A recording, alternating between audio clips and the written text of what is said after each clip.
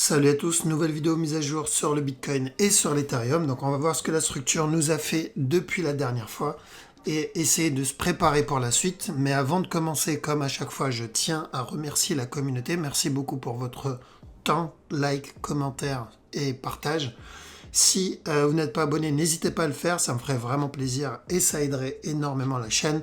N'oubliez pas que vous pouvez me suivre sur Twitter et sur Twitch pour ne pas louper mes prochains lives. Et sans plus tarder, on va attaquer la vidéo. Let's go.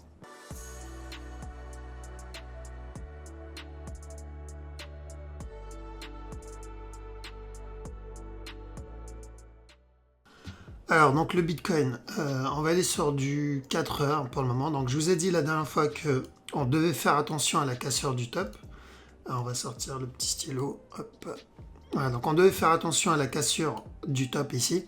Et c'est toujours le cas. D'accord? Parce que quand on était dans cette zone, je crois que c'était du nord, ouais, ça. C'était du nord. Donc, dans cette zone, pendant le live, vous pouvez regarder la rediff du live sur ma chaîne Twitch, si vous voulez. Donc, pendant le live, ici, on a dit de chercher de l'achat. Et on devait faire attention à la cassure du top. Ok, donc break-even, etc. Pourquoi? Parce que... hop, on revient ici. Donc, parce que cette structure ici, donc avant la cassure du top, cette structure m'annonçait la fin de la structure. Et en plus, la structure 4 heures, même chose. Et on a dit que la structure ne change pas tant qu'on n'a pas de push, donc d'impulsion, de mouvement agressif, de pump ou de dump derrière, quoi. Et je crois quelques heures après le live, on a eu un gros push là-dedans. On a eu ce gros push ici. Donc, ce qui fait que la structure 1 heure a un peu changé. La structure 1 heure a changé, mais la structure 4 heures n'a pas changé. C'est-à-dire cette structure ici a changé, mais celle-là n'a pas changé. D'accord? Donc, on fait quoi? Pour le moment, tant qu'on n'a pas cassé cette trend, d'accord, on a repris du momentum sur cette trend, donc on prendra les buy setup. Okay, grâce à ce move, on a repris du momentum, donc il y a eu un pump derrière, peu importe la raison, je m'en fous, ça ne m'intéresse pas, c'est le côté psychologique qui m'intéresse. Je sais que grâce à ce pump, les gens ont repris confiance, les gens ont repris du FOMO, donc Fear of Missing Out, et du coup, on va avoir un peu plus d'acheteurs. Ok. Et du coup, tant qu'on est sur cette tendance, tant qu'on a repris du momentum dessus, si j'ai des buy setup, je tente. Mais à chaque nouveau plus haut, la même chose, je me protège. Pourquoi? Parce que je dois me protéger contre la structure 4 heures. D'accord? Donc, si j'ai des buy setup tant que je suis au-dessus de cette trend, tant que je suis dans cette trend, je prends. Mais à chaque nouveau plus haut, je protège mon trade. Quand je dis protéger, parce que je sais qu'on me pose la question à chaque fois, c'est mettre son stop loss, son profit, prendre un pourcentage, donc prendre des profits, donc se payer, faire en sorte que si le marché se retourne à zéro, on ne se retrouve pas en négatif, on sort en positif. D'accord? C'est ça, se protéger. L'objectif, c'est de sortir en flat, c'est-à-dire ne rien perdre, ou l'idéal, c'est de sortir en positif. Okay? Donc un break-even. Donc, si vous avez un flag ici, correction, buy, casseur du top, break-even, se protège. S'il vient casser la trend ici, vous le voyez corriger, on peut s'attendre à une structure corrective un peu plus grande. Okay, pour deux possibilités. Ou venir terminer ça et ensuite continuer sans up, venir terminer ce gros mouvement ici en interne. Ou sinon, juste une structure corrective interne ici et une continuation vers le haut. Mais même s'il me donne ça, ok, même s'il me donne ça en interne, je dois toujours faire attention à la structure 4 heures.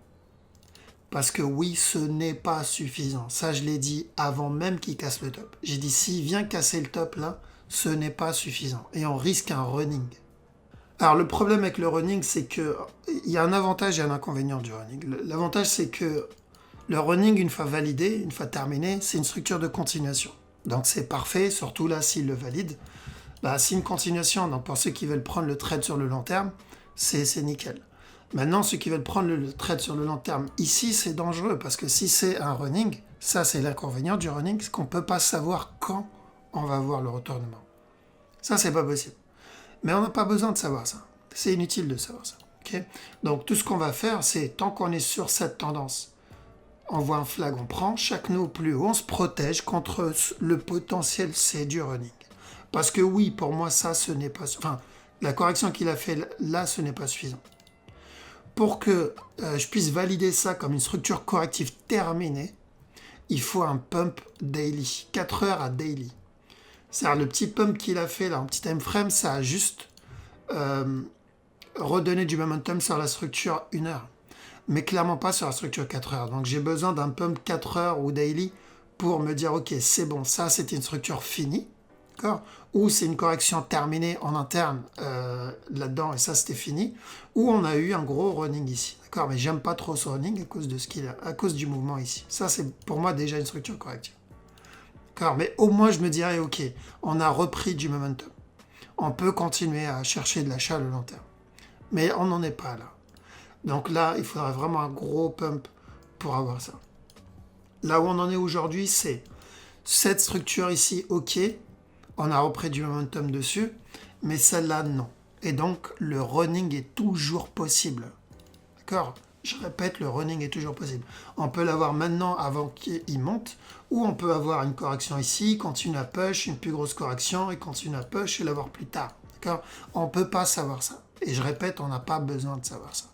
Tout ce qu'on doit faire, c'est prendre les buy setup et être vigilant à chaque nœud au plus haut. Une fois le running validé, là, ça va être bon. Là, on peut être tranquille. Pourquoi ? Parce qu'on va trade une structure daily. Et on a un objectif. Ça, l'avantage, c'est qu'on a un objectif. Donc, je répète une dernière fois, s'il continue à flag, s'il flag ici et on est toujours sur cette trend, on achète, cassure du top, on se protège. S'il donne une plus grosse correction, pareil. D'accord ? C'est la même chose. Vérifiez bien que ça soit une structure corrective. Okay ? Si vous voyez donner un gros mouvement agressif, dans ce cas-là, il y a des chances qu'on soit en train d'entamer le running. J'espère en tout cas. D'accord ? Mais je pense pas vu qu'on a repris du momentum là-dedans. Ok, petit time frame, faites attention ici à ne pas vendre aveuglément parce que je pense que ça va corriger. D'accord ? Il y a des chances qu'il corrige ici, ensuite dropper avant de monter. S'il doit continuer à monter, ça se peut qu'on ait ça.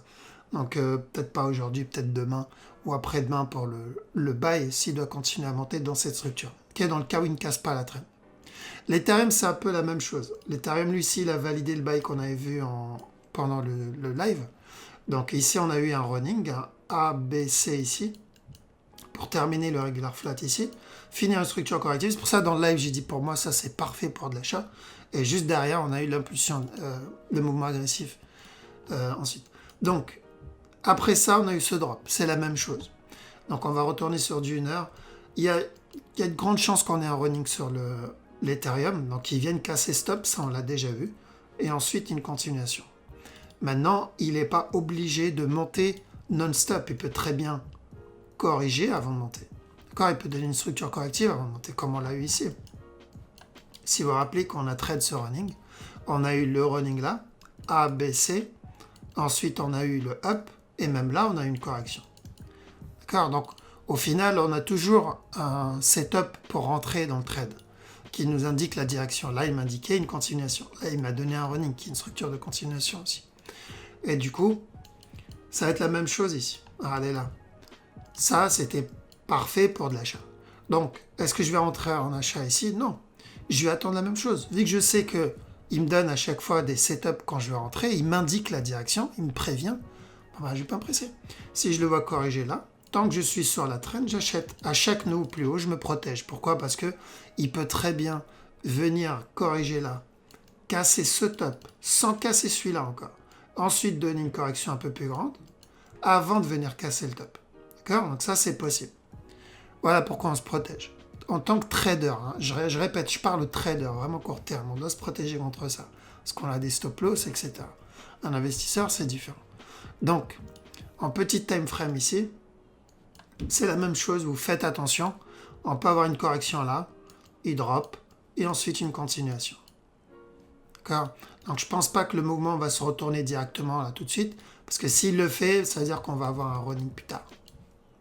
Ok ? Donc je pense qu'on est au début d'une correction, tant qu'on n'a pas cassé cette trend. Donc faites attention, cette trend ou ce dernier plus bas en ce qui concerne l'Ethereum, d'accord ? Contrairement au Bitcoin. Donc ce dernier plus bas là, s'il vient casser ce bas, l'Ethereum, on va entamer une structure corrective plus grande au minimum. Ok ? Donc ce bas, c'est le point clé. Ce n'est pas une résistance ou un support. N'oublie pas, j'utilise pas ça. c'est un point clé par rapport à la structure. S'il vient le casser, c'est qu'il y a des chances qu'on est en train d'entamer une pureuse correction. Mais tant qu'on est au-dessus, on cherche les buy setup. D'accord? Là, c'est le départ encore. Voilà, je pense que ça devrait le faire. Du coup, faites très attention à bien attendre une confirmation. Donc, je vous ai montré plusieurs fois, si vous me suivez depuis un petit moment, vous êtes censé savoir c'est quoi une structure de continuation. Si vous attendez une structure de continuation à chaque fois avant d'entrer dans un trade, franchement, il n'y a pas de raison, quoi. Je veux dire, on sait que le marché bouge 9 fois sur 10, 90% du temps comme ça. Impulsion, correction, impulsion. Donc, si on attend ça, j'ai 9 chances sur 10 d'être dans la bonne direction. Car si j'ai une impulsion et j'ai ma correction, mon flag, j'ai 90% de chances d'avoir ce mouvement-là. Il y en a, ils vont me dire, oui, mais des fois j'ai ça et ça se retourne. Alors, il y a deux raisons à ça. Première raison, c'est t'as pas su repérer la structure de continuation, d'accord? Parce que ça va dépendre aussi d'où vient le mouvement. Et l'autre, donc souvent c'est le cas, d'accord, la majorité du temps c'est le cas, c'est parce qu'ils ne savent pas lire la structure et confondent une structure de continuation avec une structure de retournement.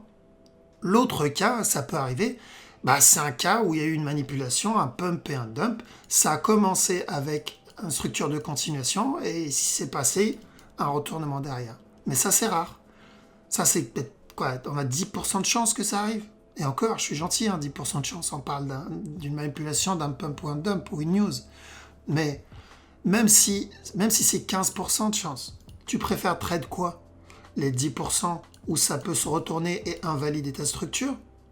Et avoir peur de ça, et dans ce cas-là te cacher dans ta chambre et éviter de trade? Ou tu préfères te dire, ok, je sais qu'il y a 10% de chance que ça s'invalide. Mais j'ai 90% de chance que ça se valide. Eh ben écoute, j'y vais pour les 90%. Si ça se retourne, tant pis, j'ai un stop loss. Le stop loss, il sert à ça. Le money management me sert à ça. Il me sert justement à me protéger contre les imprévus.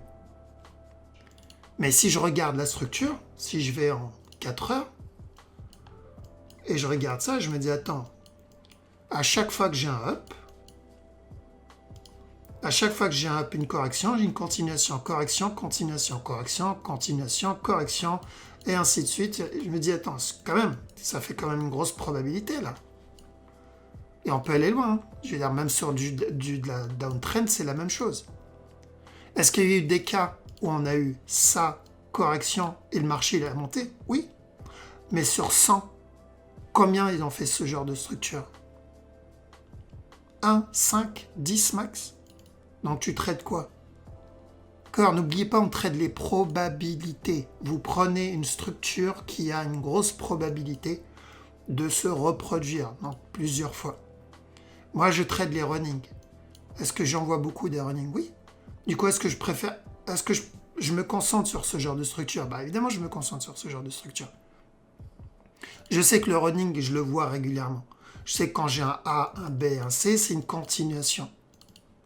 Je sais que quand j'ai un A, un B, un C, c'est une continuation. Du coup, si là aujourd'hui, j'ai un A, un B et je vois plus tard un C, est-ce que je tente l'achat ou je me dis non, ça y est, c'est fini et je commence à avoir peur des 10% de chance? Non, je me dis attends, j'ai 90% de chance là. S'il chute, tant pis, j'ai un stop loss. Mais s'il monte, jackpot. D'accord? Vous tradez les probabilités. Et pour le pourcentage restant qui va contre vous, vous avez un truc magique qui s'appelle le money management et donc stop loss. C'est tout. Donc il n'y a pas de raison d'avoir peur. D'accord, mais attendez, mais vous devez attendre cette fameuse structure de continuation. Ça. Peu importe la time frame, d'accord? Que ça soit du 4 heures, du 1 heure, que ça soit du 4 heures, du 15 minutes, ça va dépendre de quelle structure vous êtes en train de trade. Okay, donc quand on a eu ça, c'était continuation. Ça, on l'a dit aussi, continuation. Ok, bref. Voilà, donc je vous laisse ici. En tout cas, merci à tous pour votre temps. Merci pour votre soutien, comme toujours. Je vous dis à la prochaine. Ciao.